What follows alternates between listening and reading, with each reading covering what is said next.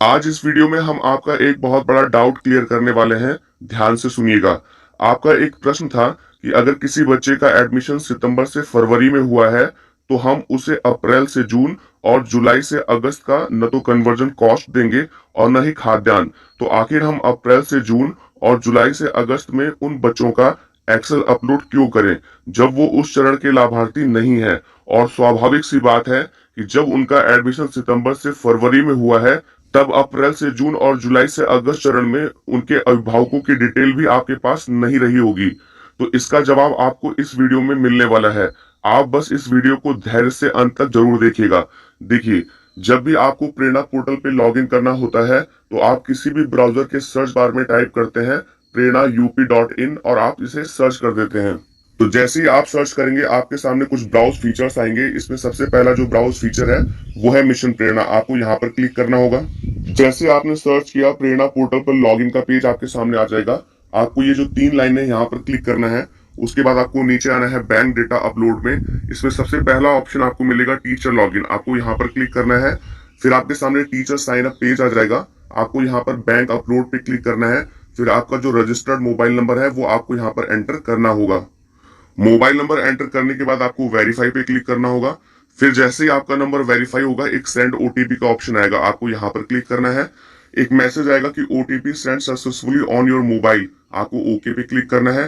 फिर जो भी ओटीपी आपके नंबर पे आएगा वो ओटीपी वाले सेक्शन में आपको एंटर करना होगा।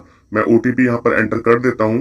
ओटीपी एंटर करने के बाद आपको लॉगिन पे क्लिक करना है। फिर आपके सामने एक मैसेज आएगा you are already log in with another device. क्योंकि इससे पहले जब भी आप लॉग इन हुए होंगे प्रेरणा पोर्टल पर टीचर्स लॉगिन में साइन आउट का ऑप्शन नहीं होता है, इसीलिए ये कहता है कि you are already log in with another device. आपको ओके पे क्लिक करना है। फिर एक मैसेज आएगा कि do you want to log out. आपको ओके पे क्लिक करना है। फिर एक मैसेज आएगा कि you have log out successfully. आपको ओके पे क्लिक करना है। फिर एक मैसेज आएगा कि do you want to continue log in. आपको ओके पे क्लिक करना है। तो जैसे आप ओके पे क्लिक करेंगे आप प्रेरणा पोर्टल के डैशबोर्ड पर पहुंच जाएंगे। अब आपको क्या करना है आप ध्यान से सुनिए। इसमें जो पहली हेडिंग होती है वो होती है student guardian bank excel upload entry forms. यहाँ पर आप अप्रैल से जून का, जुलाई से अगस्त का और सितंबर से फरवरी का कक्षावार एक्सेल सीट अपलोड करते हैं। और फिर उस एक्सेल सीट को अपलोड करने के बाद आप उसको चूज फाइल में जाकर अपलोड करते हैं। तो जब भी आप एक्सेल सीट को अपलोड कर देते हैं तो सारी बच्चों की जो डिटेल होती है वो प्रेरणा पोर्टल पर फीड हो जाती है। अब अगर किसी बच्चे की डिटेल आपसे गलत फीड हो जाती है तो उसको एडिट करने का भी ऑप्शन मिलता है। वो आपको दूसरे सेक्शन में मिलता है। जो दूसरा सेक्शन है वो है student guardian bank excel upload update forms. आप ध्यान से सुनिएगा। ऊपर था अपलोड एंट्री फॉर्म्स, यानी कि एक्सेल को, बैंक एक्सेल को आप अपलोड कैसे करेंगे। और उसके बाद जो दूसरा सेक्शन होता है कि जो एक्सेल आपने अपलोड की है उसको आप एडिट कैसे करेंगे, उसके ऑप्शंस आपको मिलते हैं। तो जैसे अगर आपने अप्रैल से जून में, देखिए ध्यान से सुनिएगा, अगर आपने अप्रैल से जून में बच्चों की कक्षावार जो एक्सेल सीट अपलोड की है, एक्सेल सीट आपने जिस भी चरण में आपने अपलोड की है, चाहे वो अप्रैल से जून में या जुलाई से अगस्त में या सितंबर से फरवरी में, वो आपको यहाँ करना होगा। अब उनको अपडेट करने का काम आपको नीचे करना है। तो देखिए मैं यहाँ पर चला जाता हूँ कि अप्रैल से जून खाद्यान्न और धनराशि के विवरण में परिवर्तन, मैं यहाँ पर क्लिक कर देता हूँ। तो जैसे ही क्लिक करेंगे आपके सामने जो नया पेज आएगा वो अप्रैल से जून का जो भी आपने एक्सेल अपलोड किया है, जो भी बच्चों की डिटेल आपने अपलोड की है, उसको एडिट करने का आपको ऑप्शन यहाँ मिलेगा। तो सबसे पहले आपको सेशन का चुनाव करना होगा। तो मैं यहाँ से सेशन 20-21 को चुन लेता हूँ। उसके बाद आपको नीचे आना है और यहाँ पर कक्षा का चुनाव करना होगा। तो चलिए हम यहाँ पर एक कक्षा 1 का चुनाव कर लेते हैं और फिर हम इसे सर्च कर देते हैं। तो आपने जैसे ही सर्च किया कक्षा 1 के बच्चों की जो एक्सेल आपने पहली वाली हेडिंग में अपलोड की थी उन सभी बच्चों की डिटेल आपके सामने आ जाएगी। अब आप मेरी बात को ध्यान से सुनिएगा। अब आपको सारी स्थिति समझ में आ जाएगी। देखिए जैसे यहाँ पर जो पहला बच्चा है वो है आदर्श कन्नौजिया। देखिए कक्षा 1 के बच्चों का जो एडमिशन हुआ था वो जुलाई अगस्त में हुआ था पिछले साल। कि मार्च से जून तक तो लॉकडाउन था, जुलाई में विद्यालय खुले, तो जुलाई में क्या हुआ, बच्चों का एडमिशन हुआ। तो अगर आप इस बच्चे को देखेंगे, जो पहला वाला बच्चा है आदर्श कन्नौजिया, मैं इसकी आपको पूरी डिटेल दिखाता हूँ। देखिए इसके फादर का नाम है कन्हैया कन्नौजिया, इसकी माता का नाम है छाया देवी। ये इसका रजिस्ट्रेशन नंबर है। जब भी आप किसी बच्चे का प्रेरणा पोर्टल पर रजिस्ट्रेशन करते हैं तो उसको एक रजिस्ट्रेशन नंबर मिलता है, वो ये है। बच्चे का एसआर नंबर है, बच्चे की जन्म तिथि है, उसके बाद ये बच्चे की प्रवेश तिथि है। तो इसको थोड़ा सा आप लोग ध्यान से देख लीजिए। इस बच्चे की जो प्रवेश तिथि है वो है 29 सितंबर 2020, यानी कि इस बच्चे का जो एडमिशन हुआ था वो 29 सितंबर 2020 में हुआ था। अब आप यहाँ पर ध्यान से सुनिएगा। आप देख रहे हैं अप्रैल से जून खाद्यान्न और धनराशि के विवरण में परिवर्तन को अपडेट कर रहे हैं। तो यहाँ पर जो बच्चे का एडमिशन है वो है 29 सितंबर 2020 को। अब अगर इस बच्चे का एडमिशन 29 सितंबर 2020 को हुआ था, तो न तो इसे अप्रैल से जून का खाद्यान्न मिलेगा और न ही जुलाई से अगस्त का खाद्यान्न और धनराशि मिलेगी। और अप्रैल से जून में और जुलाई से अगस्त में न तो इस बच्चे की बैंक की डिटेल आपको मिली होगी, अभिभावक की बैंक की डिटेल आपको नहीं मिली होगी। लेकिन अभी तक होता क्या था कि अगर आप बच्चे की बैंक की डिटेल को एक्सेल में अपलोड नहीं करते थे, तो एक्सेल अपलोड होती ही नहीं थी। वो जैसे ही आप अपलोड करने की कोशिश करते थे, फाइनलाइज करने की कोशिश करते थे, एक कमेंट आता था, एक मैसेज आता था कि आईएफएससी कोड भरें। तो जब तक आप आईएफएससी कोड नहीं भरते थे, तब तक आप एक्सेल को अपलोड नहीं कर पाते थे। या अगर आप इसी पेज पर एडिट करते थे, तो जब तक आप आईएफएससी कोड नहीं डालते थे, तब तक अपडेट भी नहीं होता था। तो देखिए, इसका सॉल्यूशन मिल गया है। अब आप मेरी बात को ध्यान से समझिएगा कि आप बच्चे की प्रवेश तिथि देखिए। अगर बच्चा उस चरण में नहीं आता है, यानी कि अगर किसी बच्चे का एडमिशन सितंबर से फरवरी में हुआ है, तो न तो उसे अप्रैल से जून का मिलेगा, न तो जुलाई से अगस्त का मिलेगा। और अगर किसी बच्चे का एडमिशन जुलाई से अगस्त में हुआ है, तो उसे अप्रैल से जून का खाद्यान्न और धनराशि नहीं मिलेगा। तो फिलहाल ये जो बच्चा है, इसका एडमिशन 29 सितंबर 2020 को हुआ है, तो ये कंफर्म है कि इस बच्चे को अप्रैल से जून का खाद्यान्न और धनराशि भी नहीं मिलेगा और जुलाई से अगस्त का भी खाद्यान्न और धनराशि नहीं मिलेगा। और ये मोस्ट प्रोबेबल है कि अप्रैल से जून में और जुलाई से अगस्त में इस बच्चे के अभिभावक की बैंक की डिटेल भी आपके पास नहीं रही होगी। तो आपको करना क्या है कि जो बच्चा जिस चरण में नहीं आता है और उसके अभिभावक की बैंक की डिटेल आपके पास में नहीं रहती है, तो उस कंडीशन में आप क्या करेंगे। तो आपको इसमें आगे चले जाना है। आप ध्यान से सुनिएगा। आप जब इसमें आगे जाएंगे तो आपको 3 कॉलम मिलेंगे। इसमें देखिए, एक कॉलम है एक ही परिवार में छात्र छात्रा है या नहीं। तो आपको करना क्या है कि सिंपली इस वाले कॉलम में इस तरह के बच्चों का जो उस चरण में नहीं आते हैं, जैसे सितंबर से फरवरी वाले बच्चे अप्रैल से जून में नहीं आएंगे, जुलाई से अगस्त वाले बच्चे अप्रैल से जून में नहीं आएंगे, तो इस कॉलम में उस बच्चे के सामने नो कर दीजिए। उसके बाद जो अगला कॉलम है वो है आधार के उपस्थिति के प्रकार। तो उस समय जब बच्चा अप्रैल से जून और जुलाई से अगस्त का खाद्यान्न और धनराशि आप नहीं प्राप्त कर रहा है, उसका एडमिशन भी नहीं हुआ है, तो उस समय न तो उसका आधार का नंबर आपके पास रहा होगा और न तो उसके अभिभावक का आधार संख्या आपके पास रहा होगा। तो देखिए, आधार के प्रकार की जो स्थिति होती है, उसमें जो एक होता है वो होता है कि अगर बच्चे का आधार नहीं होता तो 1 भरना होता है, माता पिता का आधार नहीं होता है तो 2 भरना होता है, और दोनों का आधार नहीं होता है तो 3 भरना होता है। तो यहाँ पर जो कंडीशन है कि अप्रैल से जून में हमें उस बच्चे का भी आधार संख्या नहीं पता था और उसके माता पिता का भी आधार संख्या नहीं पता था, तो आपको 3 भरना होगा।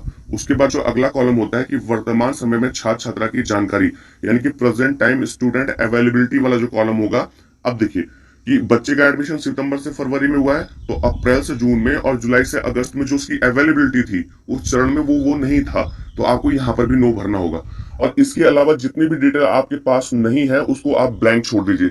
चलिए, मैं यहाँ पर जो एडिट का ऑप्शन है, जब भी किसी बच्चे की डिटेल को एडिट करना होता है, तो उसके पहले जो चेक बॉक्स होता है वहां पर आपको क्लिक कर देना है। अब मैं देखिए इसकी जो बैंक की डिटेल है वहां पर जाता हूँ, तो देखिए ये बच्चे के अभिभावक का आईएफएससी कोड है। ये हमें बाद में मिला था, ये जब ये ले नहीं रहा था तो हमने यहाँ पर आईएफएससी कोड डाल दिया था। फिलहाल मैं यहाँ पर से आईएफएससी कोड को डिलीट कर देता हूँ। अगर आपके पास नहीं होगा तो आप यहाँ पर आईएफएससी कोड भरिएगा भी मत। तो इसमें जब आप आगे जाएंगे, उसके बाद देखिए यहाँ पर है खाता धारक का नाम, तो आप ये खाता धारक का नाम भी डिलीट कर दीजिए। ये मैंने डिलीट कर दिया। उसके बाद देखिए अकाउंट नंबर है, ये भी डिलीट कर दीजिए, ये भी डिलीट कर दिया। फिर देखिए खाता धारक का मोबाइल नंबर है, मैं इसे भी डिलीट कर देता हूं।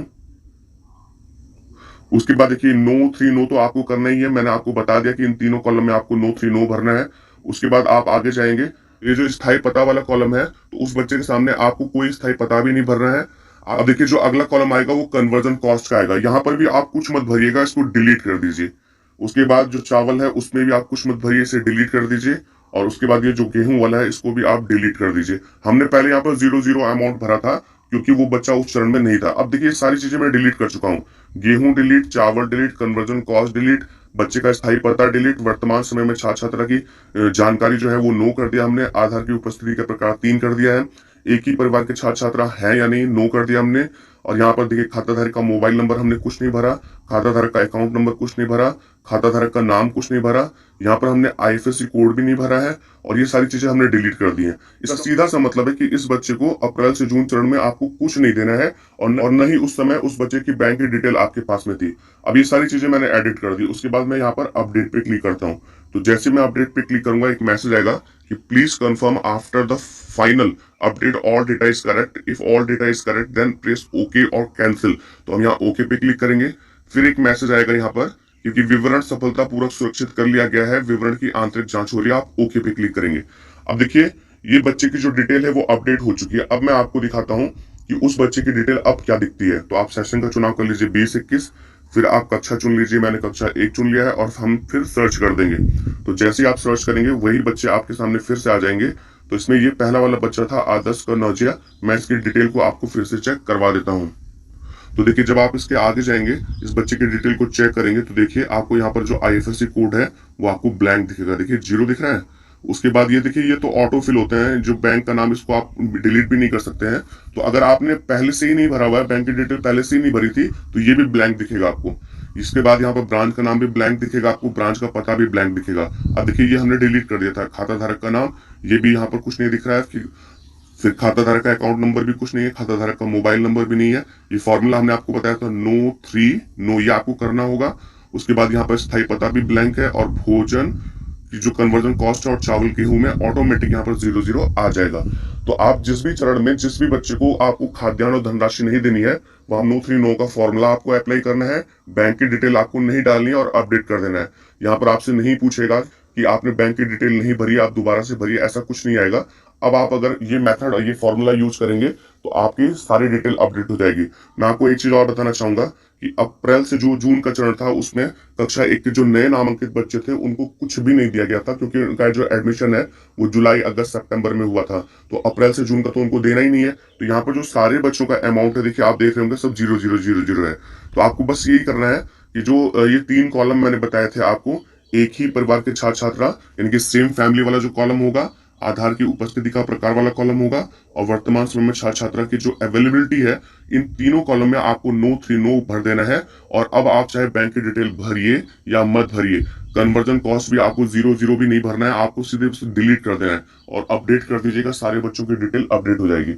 ये इसलिए होता है, मैं आपको बताना चाहूंगा, जब भी आप किसी बच्चे का नया रजिस्ट्रेशन करते हैं, तो जिस भी चरण में उसका एडमिशन हुआ हो, जब आप एक बच्चे का रजिस्ट्रेशन करेंगे तो आपको तीनों चरण में दिखाई देता है। वो आपको अप्रैल से जून में भी दिखाई देगा, जुलाई से अगस्त में भी दिखाई देगा, और सितंबर से फरवरी में दिखाई देगा। दिखाई देने का मतलब ये है कि उसकी संख्या आपको तीनों जगह दिखाई देगी। और अगर संख्या तीनों जगह दिखाई दे रही है तो उसका आपको क्या करना होगा कि बैंक की एक्सेल तो आपको अपलोड करनी होगी। अब समस्या ये आ रही थी कि अप्रैल से जून में, या अगर किसी बच्चे का एडमिशन जुलाई से अगस्त में हुआ है, तो अप्रैल से जून में हम उसका जो बैंक का डिटेल है वो कहाँ से लाए, उसका मोबाइल नंबर कहाँ से लाए, खाता धारक का मोबाइल नंबर कहाँ से लाए, ये सारी चीजें हमारे पास नहीं होती थी। तो आपके पास यही सॉल्यूशन है। देखिए ये सॉल्यूशन आपका वहां पर भी काम करेगा कि अगर किसी बच्चे का बैंक डिटेल आपको नहीं मिला, आपने बहुत खोजने की कोशिश की, उसकी बैंक की डिटेल आपको नहीं मिलती है, और आपने उसको कन्वर्जन कॉस्ट किसी भी चरण का नहीं दिया, तो उस कंडीशन में भी आपको नो 3 नो का फॉर्मूला अप्लाई करना है और आपको बैंक की डिटेल नहीं भरनी है। अगर आपने उस बच्चे का अकाउंट में आपने क्या किया है कि अगर आपने पैसा नहीं भेजा है लेकिन उसको खाद्यान्न दिया है, तो आप गेहूं चावल में अमाउंट भर दीजिएगा। देखिए चावल गेहूं में वो अमाउंट भर दीजिए और पैसे में आप 0 कर दीजिएगा, वो अपडेट हो जाएगा। अब एक चीज आपको और बतानी थी, देखिए 2-3 दिन से जो स्टूडेंट डिलीट का ऑप्शन था टीचर लॉगिन में, वो हटा दिया गया था। मैं आपको बताना चाहूंगा, आप यहाँ पर 3 लाइन पे क्लिक करिए, फिर डैशबोर्ड पे क्लिक करिए।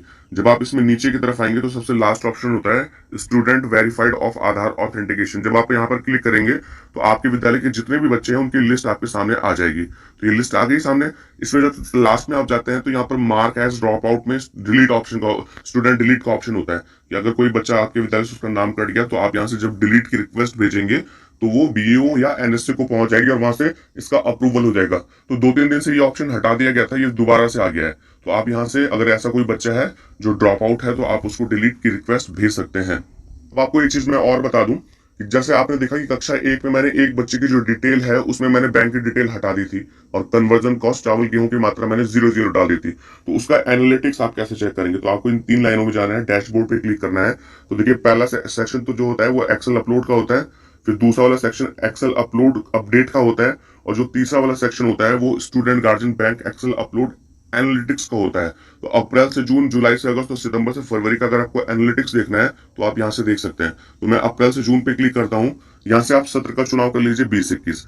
अब इसे आप सर्च कर दीजिए, तो यहाँ पर देखेंगे कि हमारे विद्यालय में टोटल जो नामांकित बच्चे वो 261 हैं।